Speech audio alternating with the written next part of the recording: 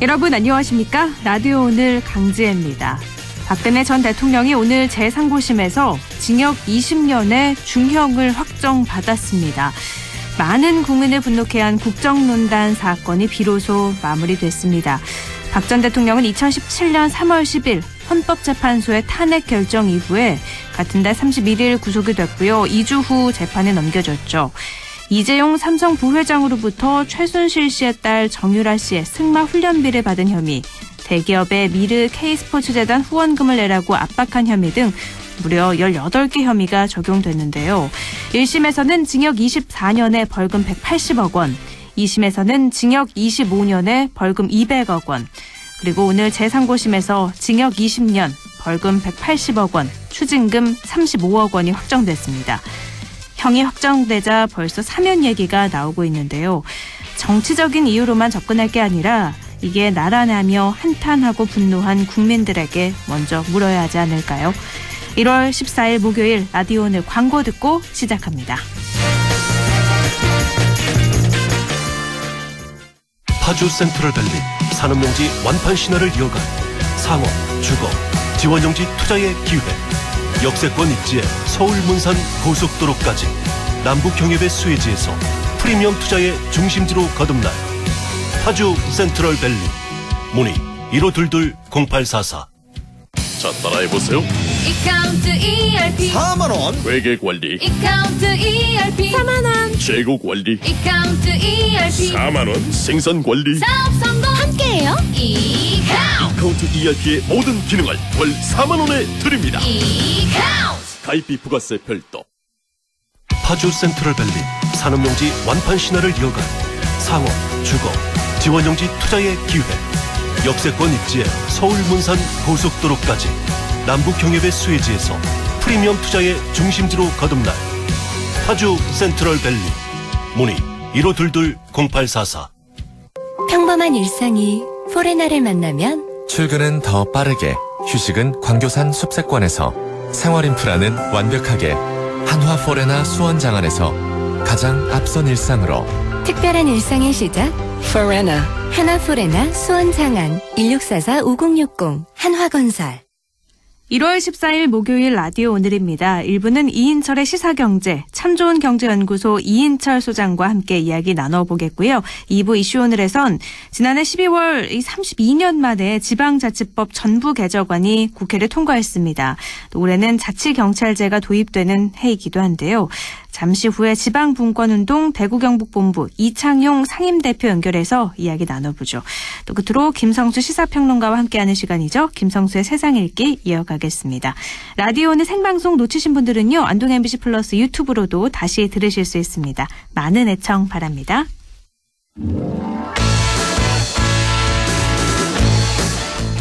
이인철의 시사경제, 경제 이슈 짚어보겠습니다. 참 좋은 경제연구소 이인철 소장 함께합니다. 안녕하세요. 예, 안녕하세요. 네, 코로나로 소상공인 매출 급감했다. 이런 뉴스는 참 많이 들리는데 구직자에 대한 이야기는 상대적으로 좀 덜 들리는 것 같거든요. 그런데 코로나19 영향으로 지난해 취업자 수 IMF 외환위기 이후에 가장 큰 폭으로 또 줄었다고요. 그렇습니다. 지난해 일자리가 연간 21만 8천 개 사라졌습니다. IMF 국제통화기금 외환위기 직격탄을 맞았던 1998년 이후 22년 만에 최악의 고용 쇼크인데요. 네. 지금까지 우리나라가 이제 경제 성장을 하면서 연간 취업자 수가 줄어든 건 4번밖에 없습니다. 올 쇼크 여파를 받았던 1984년도, 그리고 IMF 당시, 또 카드 사태였던 2003년, 또 글로벌 금융위기가 덮쳤던 2009년 4차례밖에 안 되는데, 그만큼 이제 코로나 한파가 고용시장 측면에서는 IMF급 위기로 다가오고 있다라는 의미인데요. 특히 이제 이 고용 충격은 대면 서비스업 쪽에서 두드러졌습니다. 도소매업, 숙박 음식점업, 교육 서비스업 등에서 2자릿수 넘게 취업자가 줄어들었고요. 반면에 이제 코로나 특수가 몰렸던 보건업, 사회복지 서비스업, 운수, 창고업, 배달업 같은 경우에는 취업자 수가 되려 늘었습니다. 네. 자, 이 얘기는 한마디로 이 코로나19로 비대면 서비스, 임시 일용직 이렇게 이제 이 고용 충격이 집중되다 보니까 고용 역시 업종이나 종사자 지위에 따라서 격차가 벌어지는 K자형 양극화 현상이 나타나고 있다라는 겁니다. 네, 취업자 수가 지난해 21만 8천 명이나 감소했는데 K자 양극화는 더욱더 심해졌다. 그렇군요. 임시직도 참 큰 타격을 입은 것 같은데 일자리 쇼크가 전 산업으로 확대가 되는 것 같아요. 문제는 젊은 층의 일자리가 큰 타격을 받고 있다고요? 그렇습니다. 지난해 고용 참사의 여파는 이제 만 15세부터 29세 청년 실업률을 끌어올렸는데요. 무려 9%를 기록했습니다. 전 연령대 실업률이 4%니까 그 2배를 웃돌고 있습니다. 연령대별로 보게 되면 재정 투입에서 만든 단기 일자리가 늘었죠. 그러다 보니까 60대 이상 연령층에서만 37만 5천 개 일자리가 늘었을 뿐 모든 연령대에서 일자리가 줄고 있는데요. 특히 20대 일자리가 14만 6천 개 줄어들었고요. 30대도 16만 2천 건 일자리가 감소했습니다. 이 재택근무 확산 등으로 인해서 기업들의 신규 채용 수요가 거의 사라졌고요. 네. 특히나 이제 취업을 준비하면서 대부분의 청년들이 아르바이트, 이른바 이제 카페 아르바이트를 전전하게 되는데 이런 단기 일자리도 이 사회적 거리두기 영향을 받은 겁니다. 이러다 보니까 젊은 층들이 가장 원하는 안정적인 일자리 주 공급원인 제조업의 일자리도 지난해 5만 3천 건 줄어들어서 5년 연속 줄어든 것으로 나타났습니다. 네, 그러니까 취업을 하기 전에 잠깐 할 수 있는 단기 아르바이트 물론 질 좋은 그런 건 아니지만 그마저도 사라졌고 모든 일자리가 사라졌다라고 봐야 될 것 같아요. 다행히 올해는 좀 나아져야 될 텐데 올해 고용시장 어떤가요? 정부는 올해 이제 기저효가 지난해 워낙 안 좋았기 때문에 우리 경제가 연 3.2% 성장을 하고요. 이렇게 되면 취업자 수도 연간 15만 명 이상 일자리가 늘어나지 않겠느냐라고 전망을 하고 있습니다. 네. 이를 위해서 지난해보다 한 20% 이상 일자리 예산을 늘려서 30조 5천억 원을 편성하고 있는데요. 그러나 전문가들의 전망은 그다지 썩 밝지는 않습니다. 올해 들어서 코로나19 확산세가 주춤하고는 있습니다만 당분간 고용시장은 나아질 가능성이 낮다라는 건데요. 고용지표는 3개월이나 후개월 전의 경제 상황을 반영하는 후행성 지표입니다. 지난해 초 고용사정이 좋았던 여파로 기저효과도 예상이 되고 있고요. 네. 또 코로나19로 인한 불확실성이 상존하고 있는 상황에서 기업들이 과연 신규 채용을 늘릴 거냐 이 부분도 장담하기가 좀 어렵다는 겁니다. 결국 정부는 이 재정을 투입하는 단기 일자리 중심의 임시직 일자리 중심의 정책이 될 수밖에 없는 상황인데요. 관건은 민간에서 일자리가 좀 만들어져야지만이 이 K자형 이 양극화, 고용 양극화가 좀 해소될 수 있습니다. 코로나가 완전히 없어진다고 해도 당장 일자리가 늘긴 힘든데 코로나가 계속되는 상황에서 일자리가 과연 늘까 이런 의심의 전망이에요. 근데 또 연말에 대책을 내놓겠다고 하니까 어떤 실효성 있는 대책이 나올지 이제 연초에 나온다고 하니까 기대를 해봐야 될 것 같고요. 내일부터죠. 13월의 보너스. 직장인들의 연말 정산이 본격적으로 시작이 된다고요? 그렇습니다.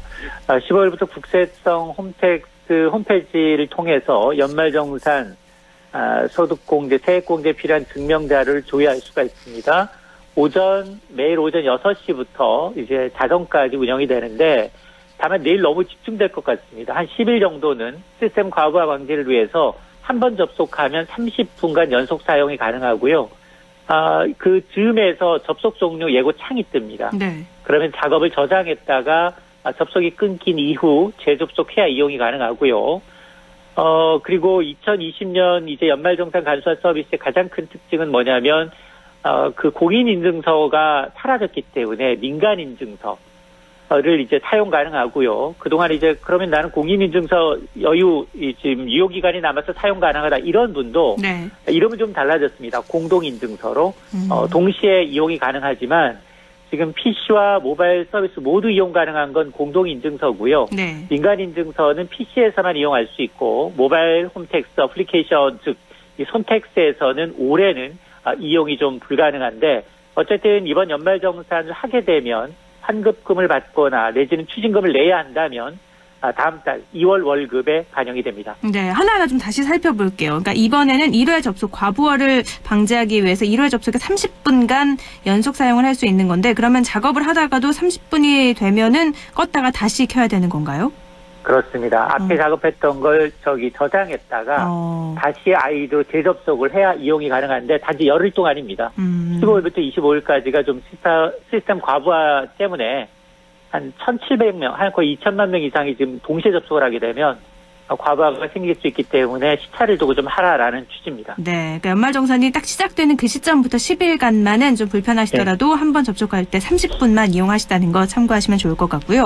또 말씀하신 것처럼 공동인증서, 원래 공인인증서라고 했죠. 인증서가 민간인증서로 이제 바뀌었는데 이 민간인증서로 그럼 어떻게 되는 거예요? 아마 지금 대부분 SNS를 쓰시고 계실 텐데요. 뭐 카카오톡이라든가 페이코 그리고 이제 국민은행 통신 3사가 이용하는 패스 뭐 이런 것으로도 자료 조회하거나 네. 똑같이 이용이 가능합니다. 별도의 다만 인증서 이제 없죠. 민간 네. 인증서를 하시는 분들은 PC로 이용할 수만 있고요. 아직 모바일 홈택스에는 이게 되지 않습니다. 그러니까 모바일 홈택스는 기존 방식 구공인인증서 내지는 공동인증서를 사용하시면 됩니다. 네, 뭐 매년 하는 거지만 사실 매년 헷갈리는 게 이 연말정산이거든요. 지난해와 비교해서 올해 연말정산에서 좀 달라진 점이 있다면 또 어떤 게 있을까요? 가장 큰 특징은 이번 연말정산 간소화 서비스에는 의료비 자료 가운데 실손 의료비 보험금 네. 이게 들어가 있습니다. 그리고 이제 신용카드 특히나 이제 현금 영수증이 등 그동안 안경 구입비는 따로 보관했어야 했는데 이게 또 들어가고요. 또 공공임대주택 사업자한테 지급한 월세 공제도 들어가 있습니다. 그리고 1차 긴급재난지원금 관련해서 기부금을 냈다면 이 자료가 추가가 됐습니다. 이건 별도로 이제 영수증을 이제 보관하지 않아도 되고요. 그리고 직장인들한테 가장 반가운 소식은 이 신용카드 공제가 확대가 됐습니다. 지난 3월 사용분부터 7월까지 신용카드 소득 공제율이 최대 80%까지 올라갔습니다. 네.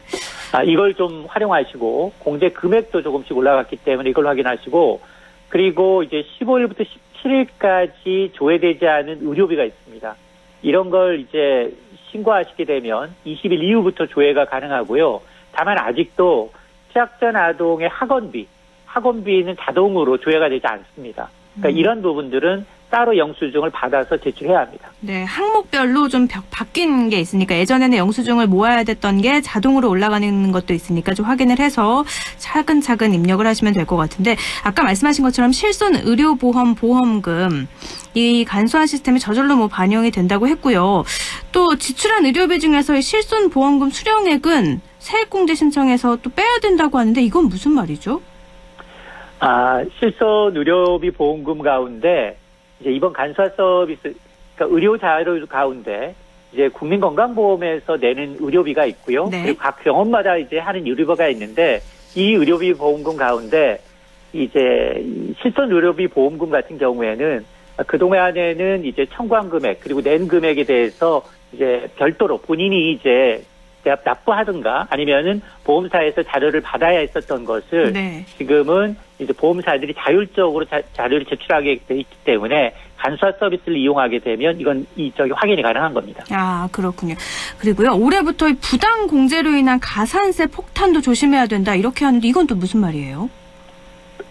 잘못 들었는데 다시 한번 말씀해 주세요. 부당 공제로 인한 가산세 폭탄 조심해야 된다. 뭐 예를 들어 주식을 해서 100만 원 이상 수익을 봤다면 조심해야 된다. 이런 것도 있던데 부양 가족으로 넣었을 때요. 네. 맞습니다. 이 전체 보면 연말정산 가운데 가장 이제 그 헷갈리기 쉬운 부분이 이 부당 공제를 했을 경우에는 오히려 가산세를 내는 것들이 있거든요. 네.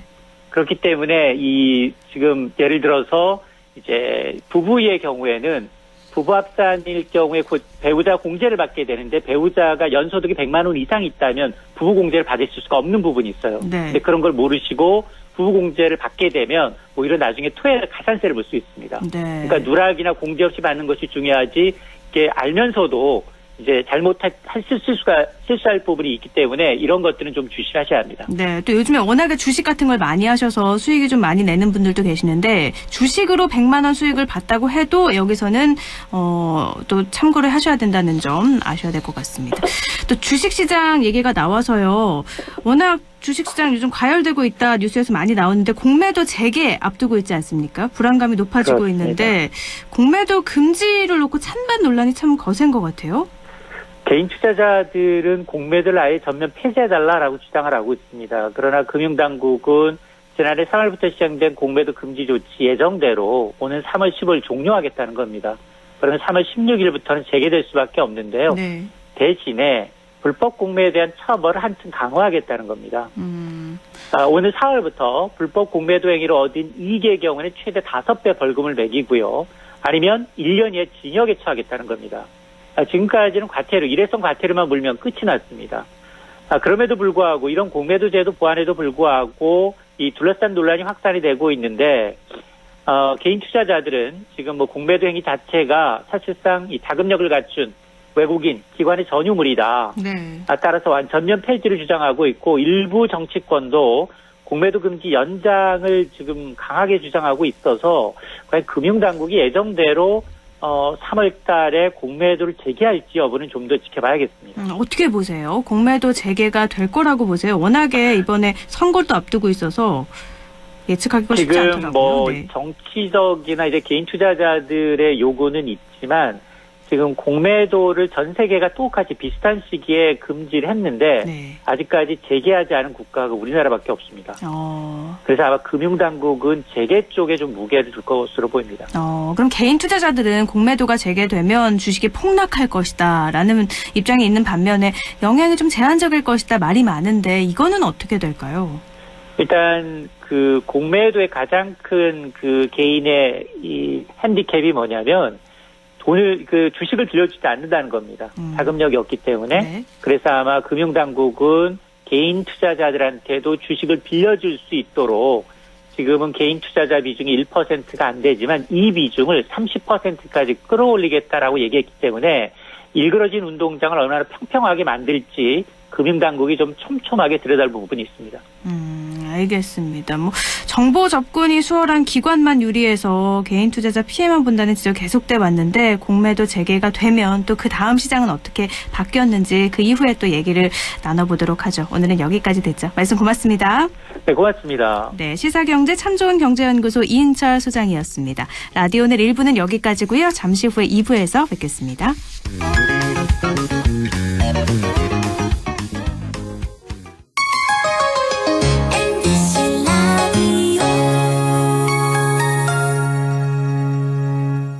할인점보다 더 실속 있고 편의점보다 더 편리하게 살 수 있는 곳, 시장보다 더 정이 넘치고 백화점보다 더 품격 있는 곳, 이런 곳이 없을까요? 네, 우리 동네 우리 할인점 홈마트가 있습니다. 지난 25년간 항상 고객과 함께한 홈마트. 용상점, 자이점, 신용주점, 사천점에서 새롭게 고객님께 다가갑니다. 홈마트. 확진자를 간호했다는 이유로 빈집에서 자가격리를 한 간호사. 코로나 의심 증상만으로 최종 면접의 기회를 포기한 취준생. 생업을 걱정하기보단 완치 후 백신 개발을 위해 혈장을 기증한 부부. 확진의 기로에서 확신으로 스스로를 멈춰준 사람들. 고맙습니다. 당신의 확신이 수많은 확진을 멈췄습니다. 공익광고협의회.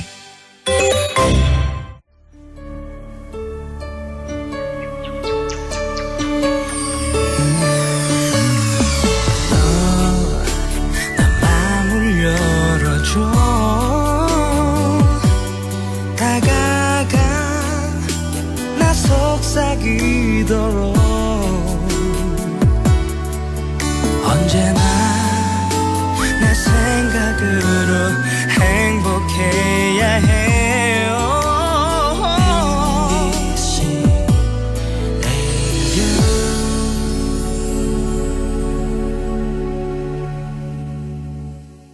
100.1 MBC 라디오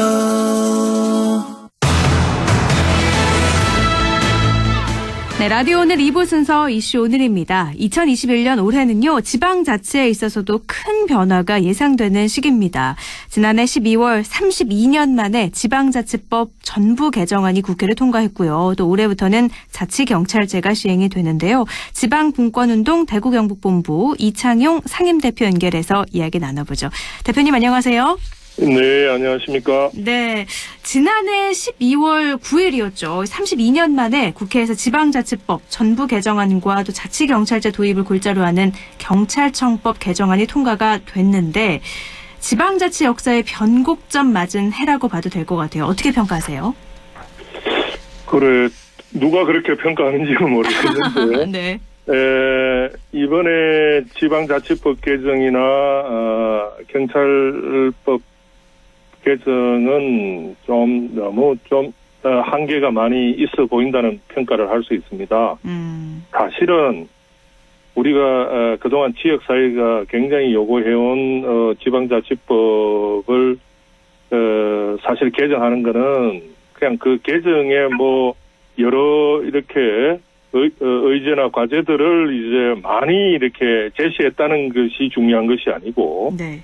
실제로 이제 우리 지역 사회나 지역 경제가 발전에 도움되는 법 개정을 저희들이 그동안 요구를 해왔고 지역 사회가 요구를 해왔는데 네.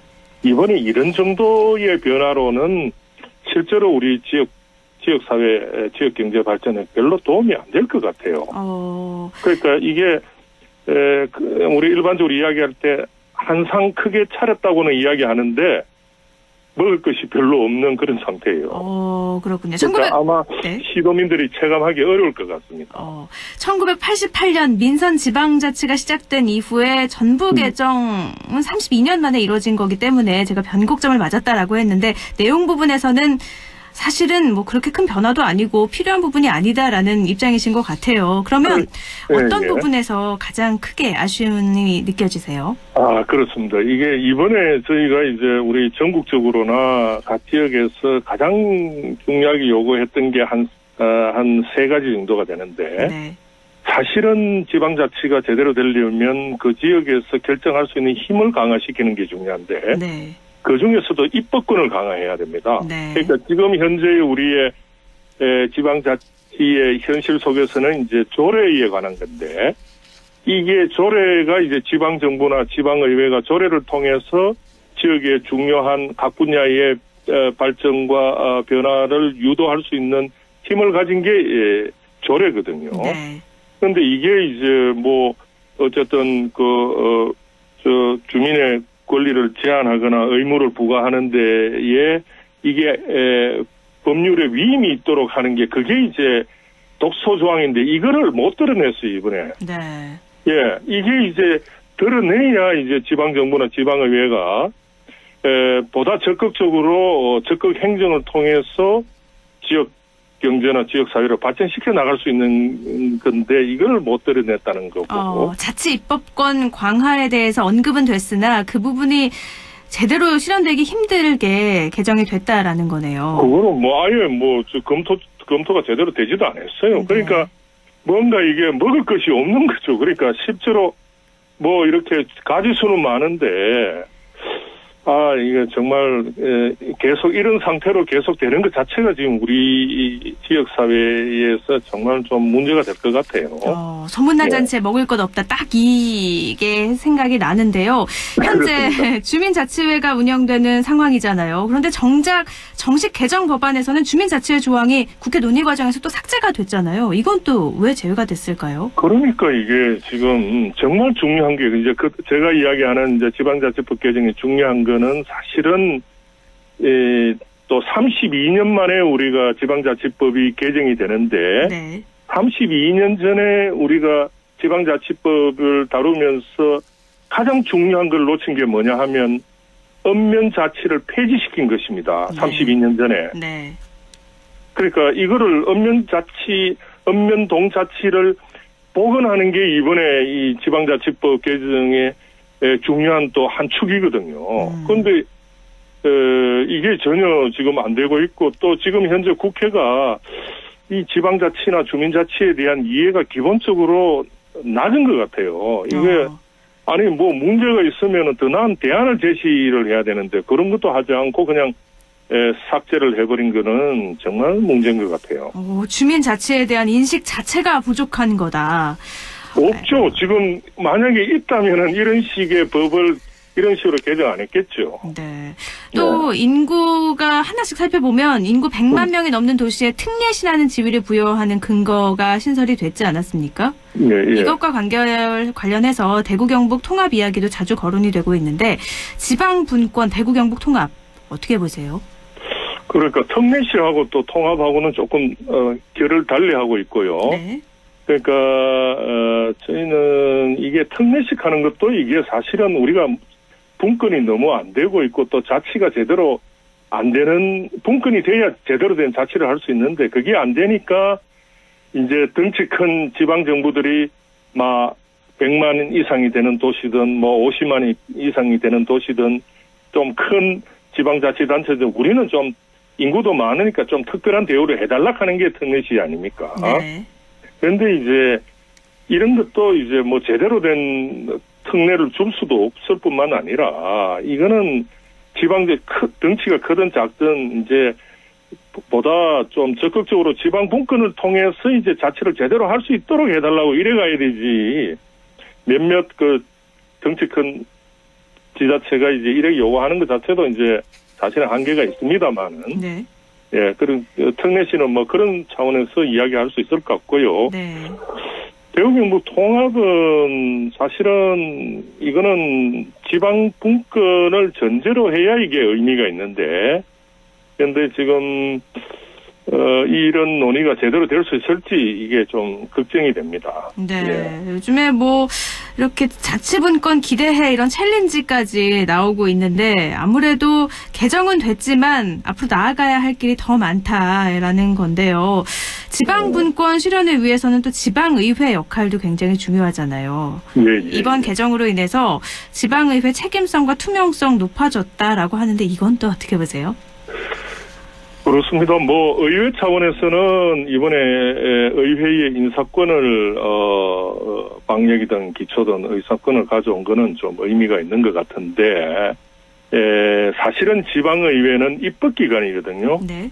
그리고 아까 제가 말씀드린 대로 입법권을 획기적으로 강화하는 게 더 중요합니다. 네. 그래야 의회 의원들이 지역사회에 책임을 질 수가 있죠. 그런데 지금처럼 이렇게 조례제정권이 이렇게 부실하고 이런 상태에서는 뭐 지방의회가 제 기능을 하기가 어렵잖아요. 또 그런 것도 있고 이제 더 중요한 거는 지방의회나 지방정부에 대해서 우리 시도민들에 의한 주민들에 의한 민주적 통제 장치가 필요한데 네. 저희는 그거를 이제 주민발안 주민투표제를 적극 도입해야 된다는 건데 이번에 도입이 안 되었어요. 네. 그러니까 뭐 예를 들면 뭐 윤리특별위원회 설치한다거나 이런 것도 중요하지만 보다 적극적으로 주민들에 의한 통제가 돼야 사실은 지방의회가 투명해지고 또 책임성을 부여를 할 수가 있거든요. 그렇죠. 주민 참여가 높아져야지 지방의회도 역량도 강화되고 책임성도 높아지는 거죠. 네. 그러니까 그 기본적인 그 골격에 대한 고민이 없으니까 그냥 이제 물론 인사권도 중요합니다만은 또 그 인사라는 게 지금 어쨌든 집행부에서 가는 분들을 대상으로 하는 거지만 사실은 의회직을 신설하는 방안을 고민을 해야 지방의회가 더 역할을 잘할 수 있거든요. 네. 그런 게 지금 전혀 논의가 안 되고 있는 것 같아요. 자치 입법권 침해가 사실 어려워져야지 자치분권의 실질적인 변화가 될 텐데 이 부분이 가장 아쉬운 걸 계속 말씀을 해주시고 계시는데요.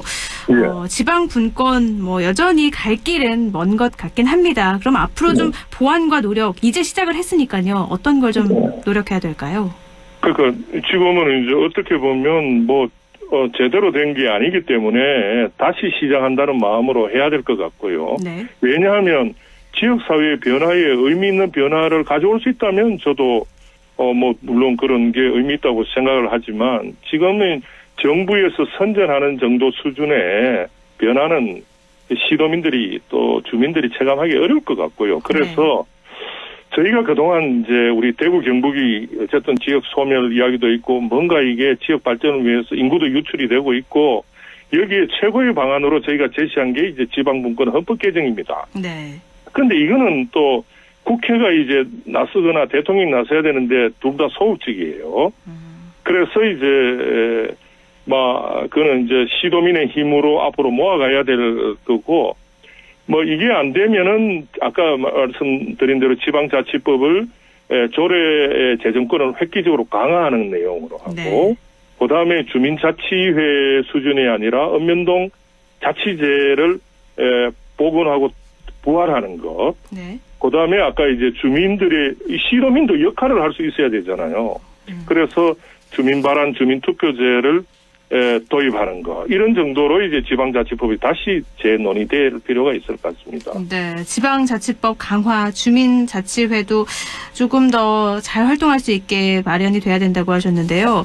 지방자치법 전부 개정안 통과와 함께 자치경찰제 도입을 골자로 하는 경찰처법 개정안도 통과가 됐잖아요. 자치경찰제 도입, 이건 어떤 의미가 있을까요? 이거 저희가 정말 좀 좋은 이야기만 해야 되는데 네. 그러니까 우리가 이 시민단체나 전문가들이 판단하기에는 이 분야의 최고 전문가들이 판단하기에는 이번에 자치경찰제는 무늬만 자치경찰제다. 이것도 무늬만이다. 예, 내용은 속 그러니까 빠졌다. 네. 자치경찰이면 자치경찰 의무를 보는 사람이 이제 자치경찰이어야 되잖아요. 네. 그런데 신분은 국가경찰이다 말이죠. 네. 그러니까 이거는 기본적으로 한계가 있어요. 그래서 이게 이제 여러 가지로 이제 내용을 말씀드릴 수가 있는데 일단은 지금의 현재 이번에 도입하는 게 시도자치경찰위원회를 도입한다는 건데 이게 이 구성이라든지 이게 이제 우리 지역의 주민들에 대한 책임을 질 수 있는지 네. 등도 거두고 아까 말씀드린 대로 국가경찰이 자치경찰 업무를 보면서 그러려면 우리 지방의 비용으로 국가경찰이 자치경찰 사무를 집행하는 거고 또 자치경찰은 사실은 이제 안동시나 영주시 등 이래 해서 이 시군구와 이게 연계가 돼야 이게 자치경찰이 또 제대로 작동될 수 있는데 네. 이번에는 그게 또 다 빠져버렸어요. 네. 그래서 아마 시도민들이 자치경찰제 도입이 됐나 이런 게 체감하기 어려울 것 같아요. 사실 경찰 조직 변화를 지금 청취자분께 말씀을 드리면 국가경찰사무 또 국가수사본부 자치경찰사무 이렇게 세 가지로 나눠진 거잖아요. 네. 그런데 아무래도 국가경찰사무가 자치경찰사무까지 보게 된다면 그렇죠. 우리 세금으로 국가경찰이 자치경찰까지 하면 자치경찰이 제대로 업무를 수행할 수 있을까 이런 우려가 있는 건데요. 그러니까 자치경찰이 자치경찰 업무를 봐야 되는데 국가경찰이 자치경찰 사무를 보니 이게 여러 군데에서 이게 뭐 조금 불협화음이 날 수도 있고 별로 체감이 안 될 것 같습니다. 네. 무엇보다 이렇게 서로 협력하고 잘 관계가 유지가 되고 조정할 수 있는 그런 것들이 돼야 되는데 그런 기반 마련이 좀 부족했네요. 기대와 함께 우려가 큰 게 말씀하신 것처럼 사실입니다. 그래서 올해 상반기 시범 운영을 거쳐서 7월부터 전령이 시행이 될 텐데 그러면 제대로 된 시행을 위해서 좀 유의해야 될 점 어떤 게 있을까요? 저는 기본적으로 이게 이제 뭐 틀 자체가 잘못되어 있기 때문에 네. 유의할 게 뭐 있을까요? 그러니까 다 처음부터 뜯어 고쳐야 되겠. 예, 기본적으로 우리가 자치경찰제 도입할 때도 지역사회에서 제대로 논의를 안 했단 말이죠. 네. 그러니까 이게 전문가 몇 명과 시도나 뭐 이런 데 의견을 받아서 그렇게 어떻게 자치제도를 이런 방식으로 자꾸 논의를 하는지 중앙정부가 주도를 해서 이런 방식으로 논의해가지고 결코 좋은 자치경찰제 도입은 불가능합니다. 우리 여기에 자치경찰과 관계되는 시도민들이 이거는 우리의 문제거든. 자치경찰은 공무원들의 문제가 아니고 이 시도민들이 우리 주민들의 문제거든요. 자치경찰제는. 네. 그런 각도에서 이게 논의가 될 필요가 있습니다.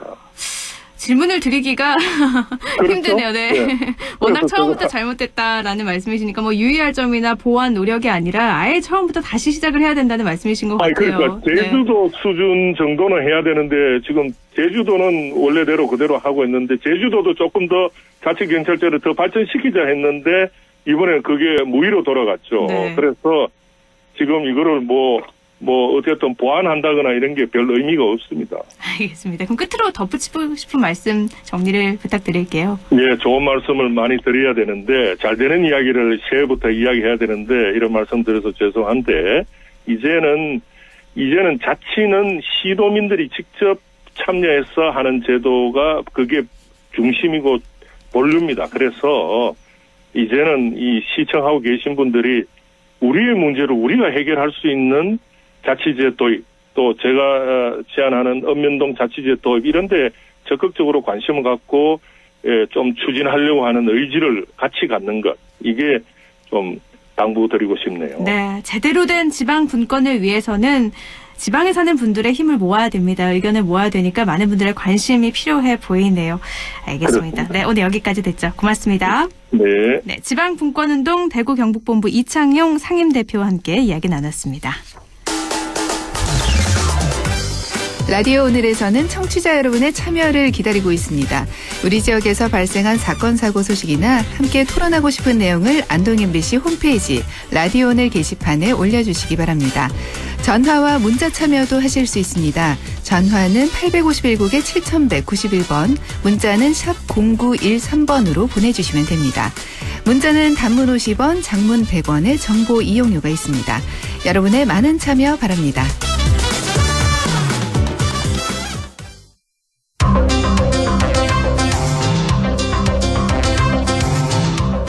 김성수의 세상 읽기, 김성수 시사평론가와 함께합니다. 안녕하세요.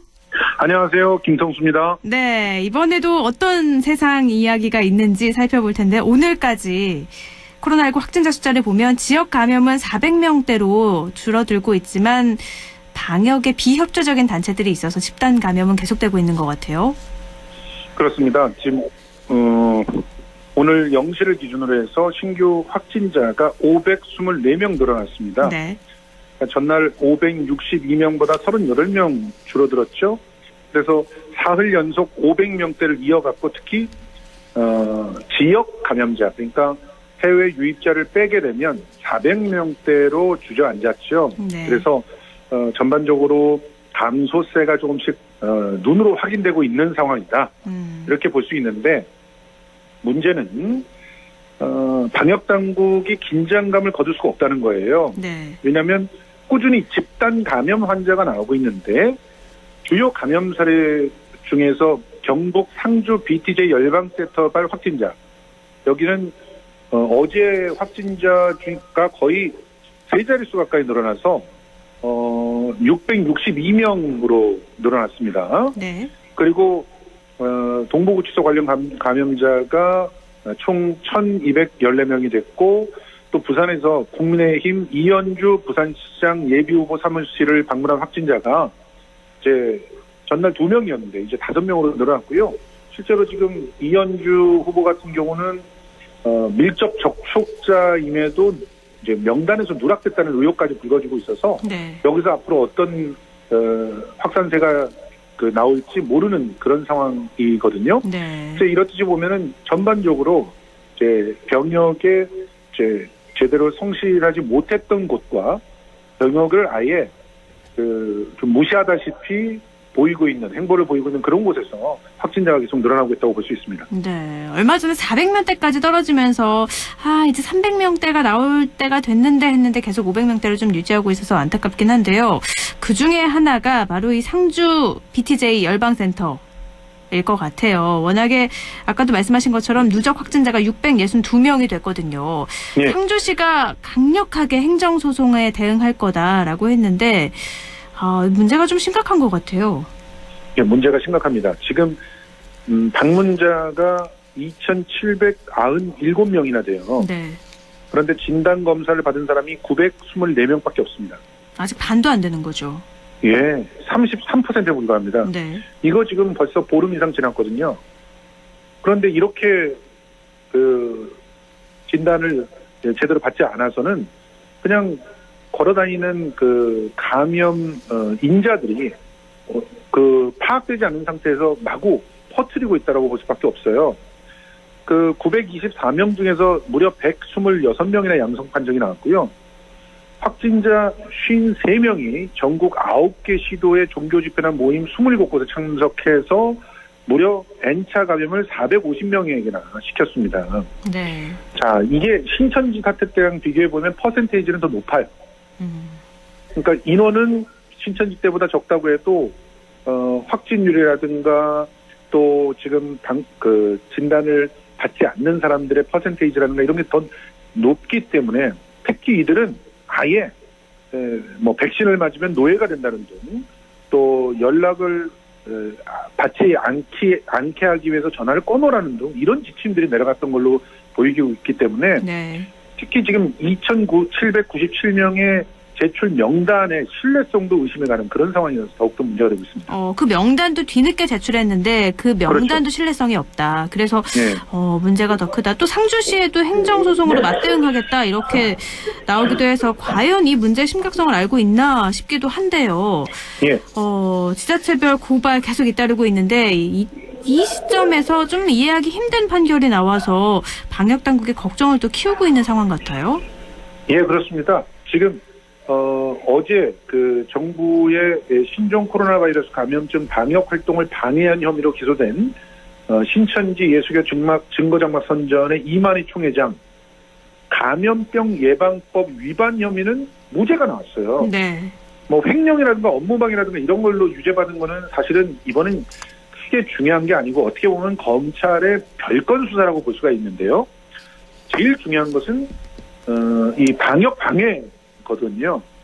그런데 역학조사 자체라기보다 자료 수집 단계에 해당하는 사안을 거부한 것이기 때문에 네. 이걸 감염병 예방법 위반 혐의로 처벌할 수 없다. 이렇게 판시를 해서 국민들로부터 빈축을 사고 있는 그런 판결이 나왔습니다.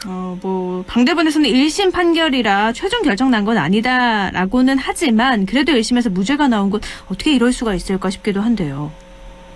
예, 지금 조금만 자세히 설명해 드리면 역학조사라고 하는 것이 감염병 예방법의 시행령 등등을 참조해 보면 이렇게 설명이 돼 있어요. 역학조사라고 하는 것은 뭐 설문조사라든가 기타 대면 질의응답을 통해 가지고 특히 감염병 환자 발생 규모를 파악한다든가 감염원을 추적한다든가 예방 접종 후에 이상 반응 원인을 규명한다든가 하는 활동이다. 네. 그래서 그 내용이 환자 인적 상황, 발병인과 잔소, 또 감염 원인 등과 관련되는 사항이지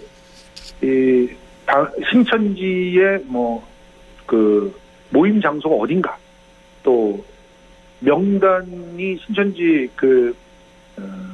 이 증거장막 성전에 그날 모인 사람들의 명단이 제출되었는가 아닌가. 이 부분은 역학조사의 준비 단계에 있는 내용이라고 규정을 한 거예요. 네. 그런데 이게 상식으로 생각해 보면 장소를 안 가르쳐주고 있으면 장소를 특정할 수가 없기 때문에 역학조사를 할 수가 없지 않습니까? 그리고 그날 그 집회에 참여했던 사람들의 명단을 확보하지 못하면 물어볼 수가 없잖아요. 네. 예를 들어 확진자가 누구누구인데 그 누구누구를 그날 혹시 접촉을 했느냐, 같이 밥을 먹었느냐 이런 건 물어봐야 되잖아요. 그래서 크로스 체크를 해야 되는데 그러려면 명단이 있어야 되지 않습니까?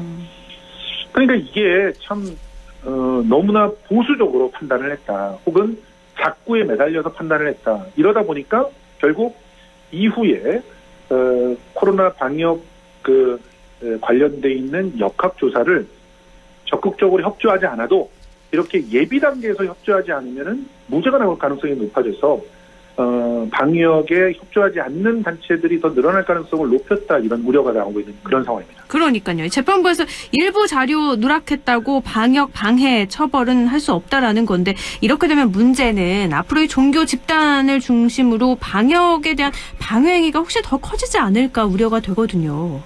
이미 이 판결이 나자마자 예배 회복을 위한 자유시민연대 등등에서 행정소송도 내고 그리고 또 일부는 신문에 광고를 내기도 했어요. 어떤 광고요?